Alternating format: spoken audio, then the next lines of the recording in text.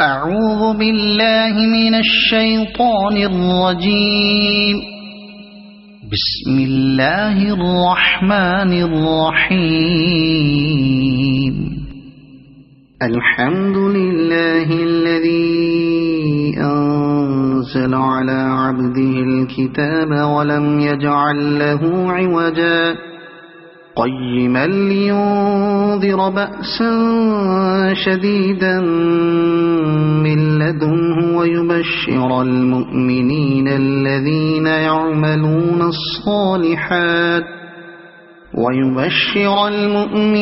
الذين يعملون الصالحات أن لهم أجرا حسنا ماكثين فيه أبدا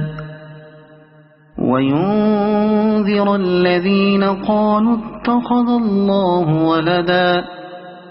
ما لهم به من علم ولا لآبائهم كبرت كلمة تخرج من أفواههم إن يقولون إلا كذبا فلعلك باخع نفسك على آثارهم إن لم يؤمنوا بهذا الحديث أسفا إنا جعلنا ما على الأرض زينة لها لنبلوهم أيهم أحسن عملا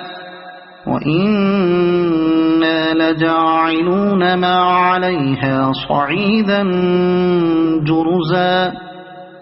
أم حسبت أن أصحاب الكهف والرقيم كانوا من آياتنا عجبا إذ أوى الفتية إلى الكهف فقالوا ربنا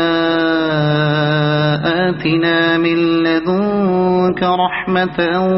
وهيئ لنا من أمرنا رشدا